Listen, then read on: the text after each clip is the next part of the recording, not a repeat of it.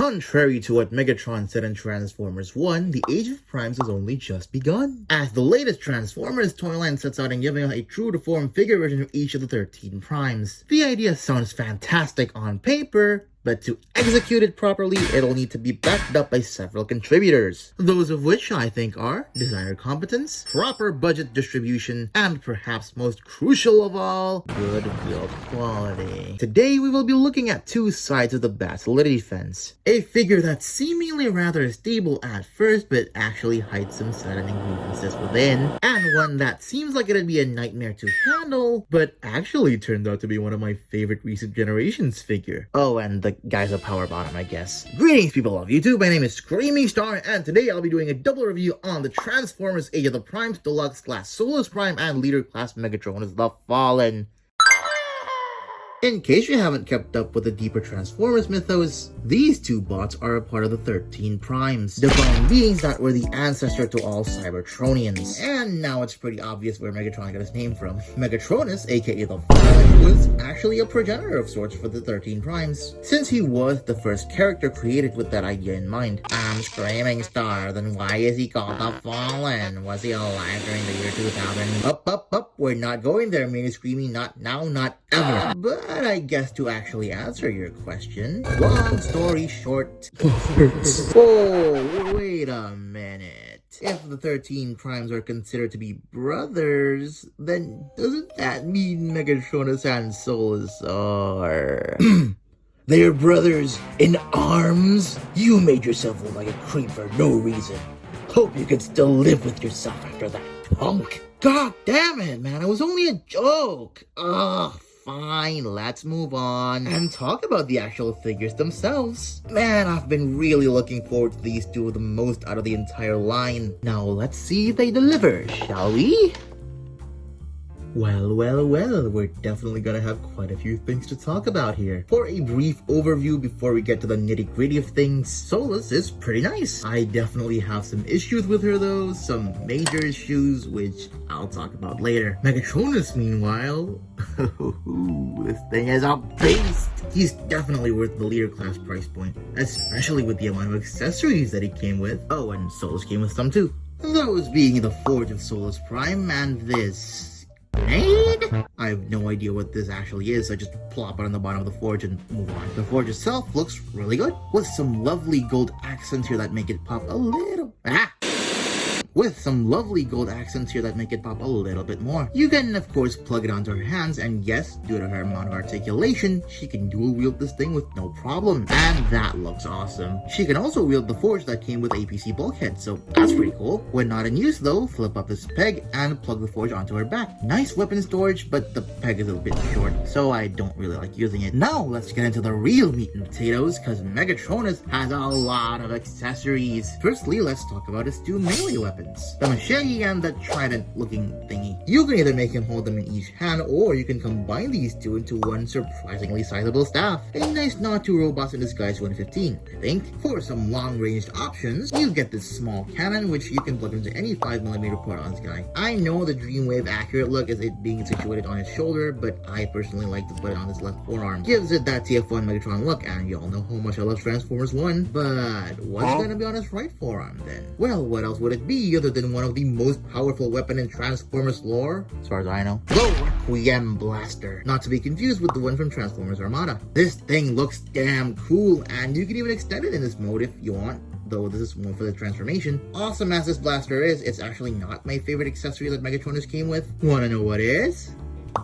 Hell yeah! Y'all know I'm a sucker for effects parts, and knowing that this thing was going to come with a bunch of flame effects to recreate his appearance in the Dreamwave comics, I've wanted him since day one. Wow, do these things not disappoint. They look really lively, even more so when put under a direct light source. As for where you can plug these things, there's pretty much zero limit. And no, that wasn't a Minecraft movie reference to Dunderheads. Every 5mm port on this figure can be filled in with either one of these 4 flame effects. Just take note that the bigger ones have one peg on the inside, and the smaller ones ones have a peg on the bottom and a port on one side. With these and his weapons, you can totally deck Megatronus out in ways that make him ooze aura. I don't care if that's cringe, I'm having so much fun with this figure to actually give a shit. Oh, and this missile pod counts as an accessory, I guess. Looks pretty good, but that's pretty much all I have to say about it. Peg it on his shoulder and move on. Whew, that was a lot of stuff to talk about already. I'm not even halfway done with this shit. Excellent accessories for both of these figures, especially over Megatronus. Man, this thing is awesome. But now let's talk about the figures themselves. Let's see if they're worthy of their prime titles or not. Starting off with Solus, she's visually solid, heavily inspired by her Prime Wars design with some added tweaks and kibbles due to this being a transforming toy. Even then, she's incredibly clean for what she is. As for what this means for the vehicle mode, I'll discuss it in due time. Other than that, she has a lovely head sculpt with some lovely hair details, love the shade of purple here, and the gold accents really provide a nice contrast to it. And let's leave Solus there for now. Moving on to Megatronus. What can I really say about him? Oh, I guess I could start by saying how much I love this design. It is one hell of a chunkster looking like an absolute breeding menace from every angle, which is why I much prefer this design than the Revenge of the Fallen one. Oh my god, maybe somebody please give him a foot long. The figure here nails that chunkitude that I adore from the base design, and just like Solus, I adore the colors very much. The combination of blacks and oranges and purples really does speak to me. I'm an absolute sucker for evil looking color schemes. Kinda like how I'm a sucker for this evil looking head sculpt. Yep, that's pretty much a robotic TMNT shredder with a furnace built in inside. How can I not love it? The furnace vibe carries over throughout the rest of his body, which makes the added flame effects all the more essential. With this kind of look, he'll be sure to leave a greater burn on anyone who tries to roast him. Megatronus looks so boring. And why is he so flat? Like, he looks so much better in a video. So, I think it's safe to say that these two figures excel greatly as far as their aesthetics are concerned. However, they do fall a little flat in other regard. And I do mean fall in quite the literal sense, no pun intended for the fallen. Look at Solus Prime here. When I shake her, she seems pretty stable, right? Well, that's because her actual joints are solid, but some of these connection points are downright stupid. The arm and shoulder panels are annoying, but that's more so during the transformation, so I'll get to them later. Plus, they don't really bother me much anyway. What does bother me though is that her ankles do this. This makes posing her feel pretty uncomfortable at times. I'm always worried that her ankles will combust with a mere touch. It's not hard to get used to it, but man, it is still an annoyance. For now, that's my only issue with her, but it may or may not change after the transformation. Megatronus, on the other hand, feels a little floppy, to say the least. His arms, outward movement of his hips, waist, all feel just a tiny bit too loose for my liking. But somehow, in a crazy twist of fate, these solidity issues don't hinder my enjoyment of this figure. Crazy, I know, but to be fair, we're not talking about a Cybertron Starcube situation here. Also, I think it's just due to the sheer awesomeness of the figure that I just don't really care about his looseness. I'm scratching my head in disbelief here. I should be bothered, but I'm just not. Unlike how I feel about Solus, unfortunately. Not that Solus is bad, far from it, but Megatronus theoretically should feel worse than her, yet somehow doesn't? Oh well, maybe checking out their posability will help in any way. Both of these are very well articulated. Let's start with Solus because she has a little less articulation than Megatronus. Ball joint at the head along with a hinge joint here for the transformation, and that can help a little bit. 360 at the shoulders and they move out. Shoulder pads are on double hinge joints. Rotation and bend at the elbow. Her wrists are on ball joints and they can swivel and bend inwards, mostly for the transformation, but you can utilize it for articulation. Oh, and she also does have a butterfly joint, but it is technically for the transformation, and if you want to insert it back in, you have to detap this backpack here. So it is functional, but a bit complicated to use. I still like it though. Very nice waist swivel. Her loincloth can be separated into 3 pieces, but that's for the transformation and it doesn't look that great, so I just use this one joint here. Lifting this up leaves room for the legs to move forward that far, and they move back that far. She can indeed do the splits. Thigh swivel. Technically a double bend at the knee, but really it's mostly this one that's usable. This just looks like she's broken her calf. This annoying swivel at her ankle, and of course ankle pivots. Now Megatronus mostly has the same amount, but he also has rotation, hinge joint, technically a ball joint, and a hinge joint here. And unlike Solus, his butterfly joints can move forwards and also backwards, so that's pretty cool. Again, for the transformation, but it is a lot more usable than on Solus, I think. And Solus was already pretty great with the butterfly joint, so like, this is even better. His fingers can bend. Side skirts are on hinge joints. He has a thigh rotation and a knee rotation, so that's a bit annoying, but more articulation, nothing too bad. And unlike Solus, his ankles can actually move up and down a bit. Moves down a bit more if you disengage the soul transformation joint. Oh, and of course he still has a pivot. I really like posing both of these figures. They're definitely some of the most dynamic and posable modern generations figures. And as always, why don't we check them out while I strike some poses.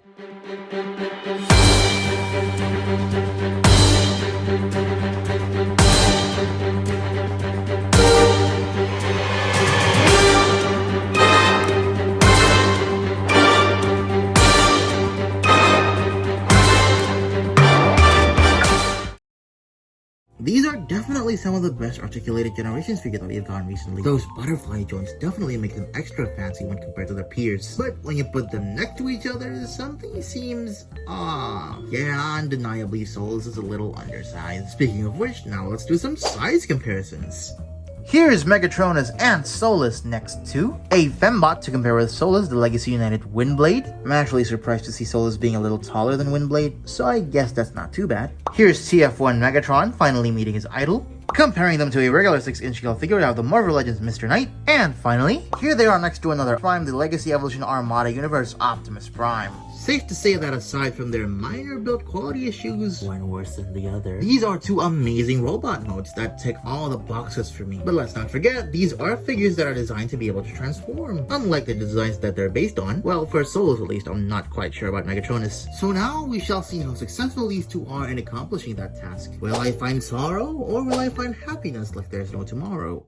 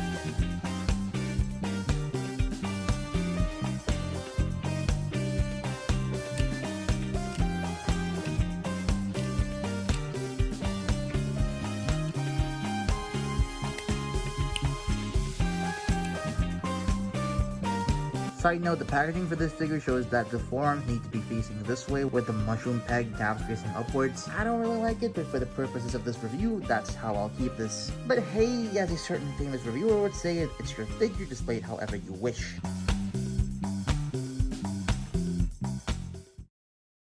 Megatronus' transformation was pretty dang fun. Nothing amazing, but I could still find satisfaction in its chunky simplicity. Solus, meanwhile...